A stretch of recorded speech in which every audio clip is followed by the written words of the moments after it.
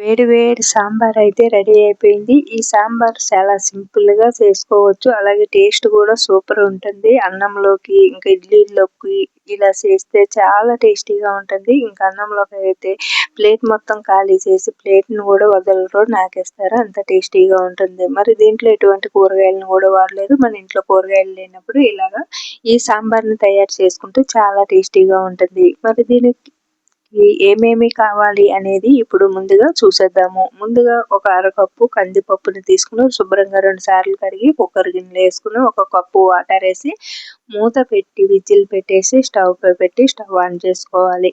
ఒక 3 విజిల్స్ వచ్చే లోపల మనకి ఒక గిన్నె తీసుకుని ఆ గిన్నెలోకి నిమ్మకాయ సైజ్ అంత చింతపండు వేసుకుని దాంట్లోని 7 వాటర్ వేసి నానబెట్టుకోవాలి. చూడండి, ఇక్కడ చూపిస్తున్న విధంగా 3 విజిల్స్ వచ్చిన తర్వాత స్టవ్ ఆపేసి మనము దీన్ని పక్కకు దింపేసుకుందాము. ఈ లోపల దీనికి సాంబార్కి కావాల్సినవి చూసేద్దాం. ముందు ఒక ఎల్లాలిపాటి గిన్నె తీసుకుని దాంట్లోకి చింతపండు రసాన్ని తీసి వేసుకుందాము. అలాగే ఒక చిన్న సైజు ఉల్లిపాయని సన్నగా కట్ చేసుకోవాలి. ఒక టమాటాని, అలాగే ఒక 5, 6 పచ్చిమిర్చిని కూడా సన్నగా కట్ చేసుకోవాలి. అలాగే దీంట్లోకి పావు స్పూన్ పసుపు, ఒక స్పూను సాల్ట్, ఒక స్పూన్ కారం వేసుకుందాము. ఇక్కడ చూపిస్తున్న ఈ పచ్చిమిర్చి కారం తక్కువ ఉంటాయి కాబట్టి ఇప్పుడు ఈ చింతపండు రసంలో ఇవన్నీ వేసుకున్నాం కదా. అలాగే ఒక చిన్న రొమ్మ కరివేపాకు రొమ్మని ఇందులోని సాంబార్లోని వేసుకోవాలి. ఇలా వేయడం వల్ల సాంబార్ మరుగుతున్నప్పుడు మంచి సువాసనతో చాలా టేస్టీగా ఉంటుంది. ఈ లోపల మనకి పప్పు ఆవిరిపోయిన తర్వాత మనము మూత తీసి చూస్తే పప్పు అనేది ఇలా రెడీ అయింది. ఇప్పుడు దీన్ని బాగా మెత్తేసుకుందాము. ఇలాగ అంటే మెత్తగా ఉడికిపోయిందండి. ఒకసారి గరిటెతోటి ఇలా బాగా కలుపుకుని ఇలాగా మరుగుతున్న ఈ రసంలోకి, ఈ చింతపండు రసంలోకి ఈ పప్పుని వేసేసుకోవాలి. ఇక్కడ చూపిస్తున్న విధంగా ఇలా వేసి బాగా కలుపుకుని ఇంకా మరగనివ్వాలి. కొద్దిసేపు మరిగిన తర్వాత ఒక స్పూను సాంబార్ పొడిని వేసుకుందాము. అలాగే మీకు చిక్కగా కావాలనుకుంటే 2 టేబుల్ స్పూన్లు సాంబార్ పొడిని వేసుకోండి. నేను పలుచగా కావాలి కాబట్టి ఒక స్పూన్ వేసుకున్నాను. అలాగే ఇప్పుడు అది మరుగుతున్నప్పుడే మనకు పోపు దినుసులు చూసేద్దాము. ఒక 3 ఎండుమిర్చి, 2 రెమ్మల కరివేపాకు, ఒక స్పూన్ ఆవాలు, ఒక స్పూన్ జీలకర్ర, ఎల్లుల్లిపాయలు ఒక 3 తీసుకుని మొయ్యిగా దంచి పక్కన పెట్టుకోవాలి. ఇప్పుడు ఒకసారి ఈ సాంబార్ని ఇలాగా కలుపుకోవాలి. చూడండి, సాంబార్ బాగా మరిగింది కదా. ఇప్పుడు పోపు పెట్టుకుందాము. ఒక గిన్నె తీసుకుని, ఒక కడాయి తీసుకుని స్టవ్ పై పెట్టి 2 టేబుల్ స్పూన్లు నూనె వేసి నూనె వీటెక్కిన తర్వాత ఇక్కడ నేను వచ్చేసి ఈ సాంబార్లోకి చల్లమిరపకాయలు వేపించుకుంటున్నానండి. అలాగే 2 అయితే వేపించుకుంటున్నాను. మీకు ఎన్ని కావాలో అన్ని వేపించుకోండి ఇష్టపడే వాళ్ళైతే.